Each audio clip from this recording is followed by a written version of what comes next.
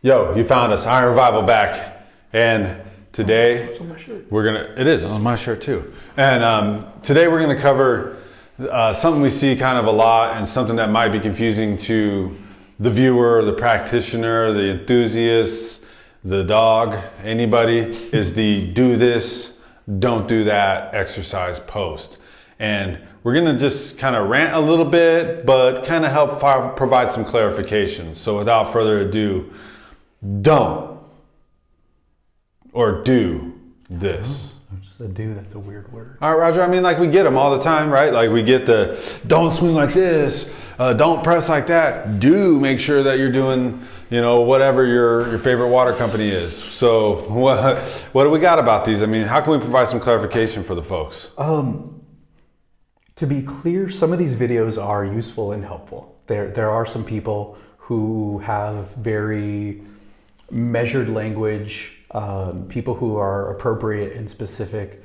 So don't just assume that anytime you see one of these post videos, whatever, that they are not useful, because they can be. What I think we would like to put in your head, though, is as soon as you see a do this, don't do that video, your bullshit detector should start. You should take it out of your pocket. You should be really, really critical for the reasons that we're going to talk about. I did see a pretty good video today, actually. But again, these are usually designed to scare you, to maybe amuse you, and then they almost always end up with, if you need help, DM me. Yeah. DM. Oh yeah, never mind. I thought something. Never mind. Anyway, we can't talk about that. Yeah, that's a different letter after the D. Okay. Anyway, so what are the problems? What are the problems with do this, don't do that video? So let's start with the don't do this part of the video, because these are almost never useful. Like even the video I saw today, the do this part was useful. The don't do this part was utterly useless. It's like a gross exaggeration of this is the worst thing you could do. So if you're doing this, you're fucked. So if let's say you are training kettlebells, you're coaching kettlebells, and you are now aware of a particular error that you could be creating, or you could be committing, someone else could be committing, and you're expecting some useful information on how to detect it, and then you get to the next part of the post, the next part of the video or whatever, you get someone looking like they're about to shit their pants and like all kinds of craziness with the swing. That's not helpful. Okay, now go ahead and bend over for me. Let's go ahead and see. It's two videos in a row now. So if I come up missing someday, let's go ahead and. Have you seen Pulp Fiction? Yeah, I don't remember. All right, so just look right at that camera. Look right at that camera. Does he look a little bit like Bruce Willis? Here. Okay. So go ahead and go down into the hike. So maintain a little bit of that posterior tilt, just a little. There we go. So I think actually let's turn you to the side a little more. So we're looking here. This is a flattish back, or what a lot of people call a neutral spine. Some people coach a little more curve here. We don't. But right now he's set up to rotate through here, here, and here. This is where that is likely to happen. So let's say you're at the top of your swing, okay? And you're coming back down into the acceptance phase of the swing. And what we're seeing is a nice neutral spine. Now, something that we call the spinal hinge happens when, go ahead and go back up to the top.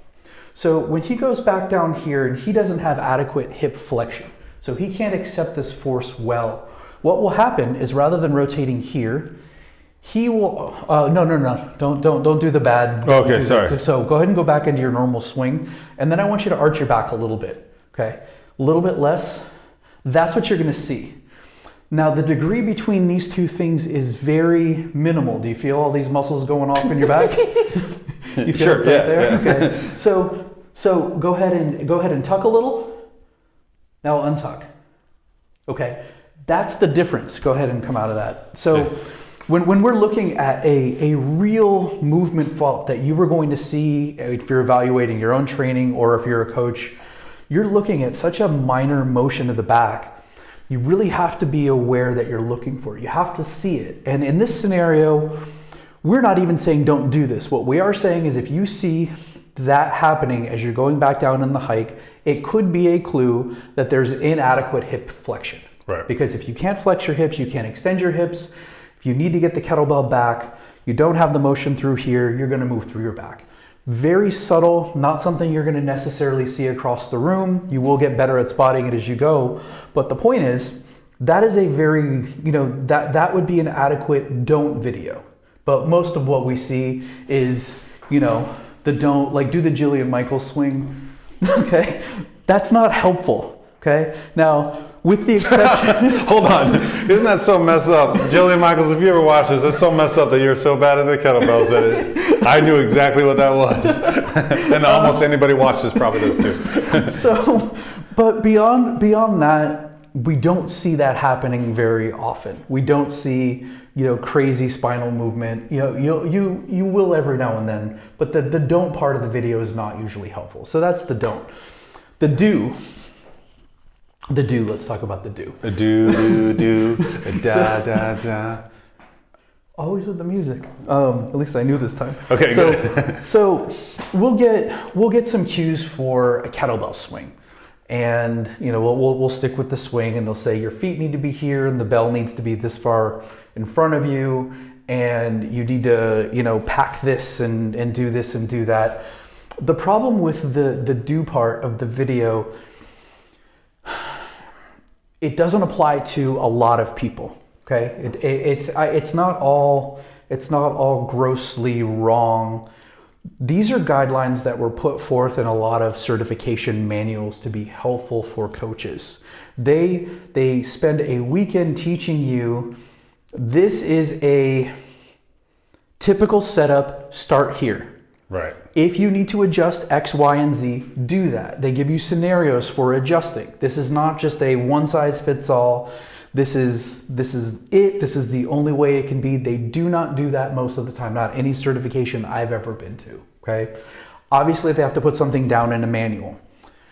They have to give people some starting points. Not bad starting points, but there's a difference between saying these are starting points. Try that. See how that feels. If this doesn't feel great, adjust it. Okay. If you don't feel, if you've got longer legs, you're going to have a deeper hinge. If you've got a longer torso, you'll have a more shallow hinge.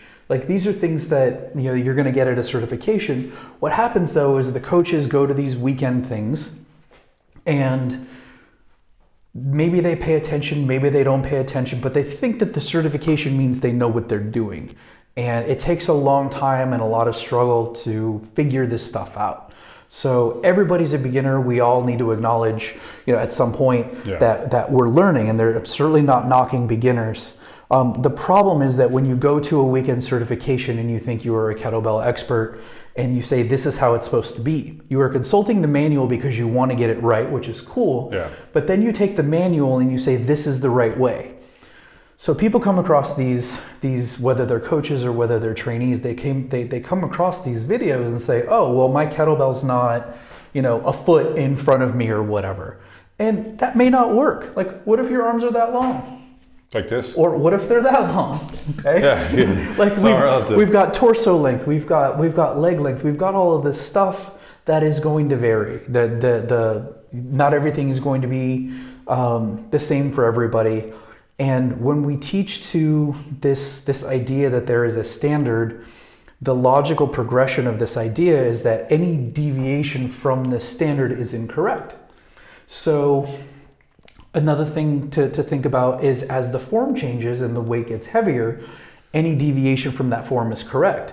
So if you were to pick up the 48 right now and swing that, after you swing the 24, you're going to see different form. You have to have different form because the physics properties of the movement are dramatically different. Okay, you've got double the mass. You've got a lot more. You've got a lot more to change. You've got a lot more to offset. Your form's going to be different. So if I go into this as a coach thinking, oh, it needs to start, a foot, 2 feet in front, and whatever the thingy is. Packing this stuff and taking vacation. It doesn't work a lot of the time. So I'm going to try and make your 24 form and 48 form look identical, and I am going to potentially blow your spine right out of your butt because I'm trying to make one thing look like the other, and it just is not going to happen. Right. So those are the real inherent issues with do this, don't do that video. You see those, just be critical. Are these useful, or is this someone just trying to scare me into getting coaching? Right, and you shouldn't probably take coaching from somebody that's trying to scare you anyways, because that's scary. If it comes down to something that you kind of mentioned there, and I don't know if everybody watches this has one or aware of what it should do, but you talk about this bullshit detector. You know, if I'm looking at the internet and I'm seeing, you know, people talk about kettlebell training and people are doing their videos and all this stuff, how do I know who to even trust? Like, how can I get a good gauge on what to trust, basically? I like to look at structure. Experience is relevant sometimes. If you think that most people are good at their jobs, then you and I don't agree. I don't think most people are good at the things they do for a living. The way numbers work. Us aside, okay? I said most. If you look at numbers, you have average for a reason. That is where most people kind of are. And then you have people who are below and you have people who are above. The people who are above average are statistically fewer than the people who are average. That's the way this works. It's how it goes. So if you have spent 40 years doing your job in an average way, I don't consider you having 40 years of experience. I consider you have 0 years of experience. Experience is about quality. It's not just about duration. So there are other things that may make you really good and experienced at learning what you are doing. I've heard of I don't know if you're familiar with Todd Hargrove. He's kind of a neat guy to look at and read. He's in the fitness world, and I believe he was a lawyer before. Right. He learned a lot about thinking and argumentation, and you can see when he writes and thinks about fitness, he takes a very logical framework that he has a lot of experience with, and then he takes those skills that he's already developed very amply, and he puts them in another direction. So does this guy have as much experience? I don't know how much experience as a movement coach he has now, but he had a lot of experience that he was able to transfer. So I'd much rather listen to him 2 years into his coaching career than someone who's been doing a shit job for 50 years. Right. Okay. So experience is relevant, but relevant experience is more relevant. Okay. That's a mouthful right there. So relevant experience is more relevant to relevancy for the revelation of very true. Do this, don't do that, I suppose. So we want to look at experience. We want to look at how things resonate. A lot of people are looking for the soundbite. They're looking for the really, really quick, this is the right answer. I've been in fitness directly, indirectly for over 20 years now. And I have never seen any, other than maybe it's a bad idea to drop a kettlebell on your face. Or foot, which has happened to me. Yeah. But beyond that, there are no clear-cut answers, and the best people in the world are going to give you a framework. They're going to give you a thought process. They're going to say, look at what we call truth conditions. This is true under these conditions, and if these conditions aren't met, this isn't true. Let's look at these conditions. The scenarios are going to evolve, and there's going to be some nuance there. And they're going to say, okay, we're going to give you maybe some assessments, or we're going to give you some